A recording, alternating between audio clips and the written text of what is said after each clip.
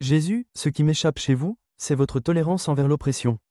L'homme naît libre et pourtant, partout, il se courbe sous le joug des tyrans. Vous prêchez l'amour, mais ne voyez-vous pas que cet amour sert d'alibi à la soumission? Je ne prêche pas la soumission aux tyrans, Étienne. Je prêche la liberté intérieure, celle que nul despote ne peut briser. Quand un homme découvre l'amour véritable, aucun pouvoir ne peut vraiment l'enchaîner. C'est précisément cette illusion qui me terrifie. Vous enseignez aux hommes à tolérer l'oppression, à tendre la joue. Moi, je dis qu'ils doivent briser leurs chaînes, ne plus servir. Le pouvoir ne tient que parce que les hommes acceptent d'obéir. Et que leur arrive-t-il lorsqu'ils brisent ces chaînes par la violence? Un autre pouvoir surgit, plus insidieux encore. La liberté extérieure sans liberté intérieure n'est qu'une illusion fugace. Vous libérez le corps, mais l'âme reste captive de la peur, de la haine.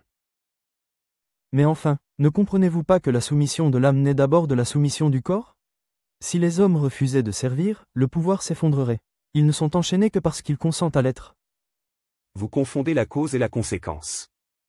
L'homme ne sert pas parce qu'il obéit parce qu'il a peur. Cette peur naît d'un vide intérieur, d'un manque d'amour. Donnez-lui l'amour, et il cessera d'obéir, non par rébellion, mais parce qu'il n'aura plus besoin de maître. Vous romantisez la servitude, Jésus. L'amour ne changera rien au fer qui cerne les poignets. Seule la désobéissance peut libérer l'homme.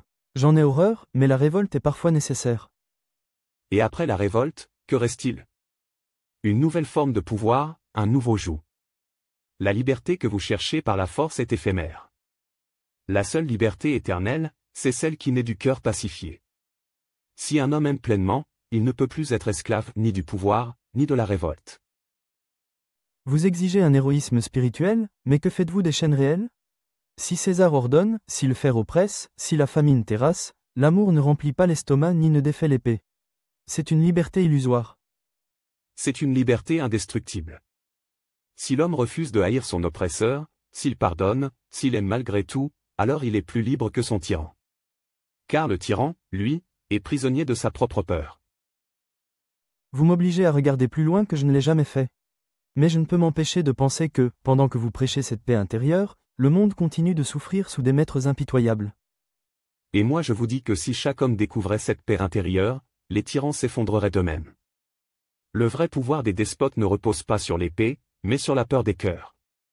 Détruisez cette peur, et vous aurez détruit la tyrannie sans jamais avoir versé une goutte de sang.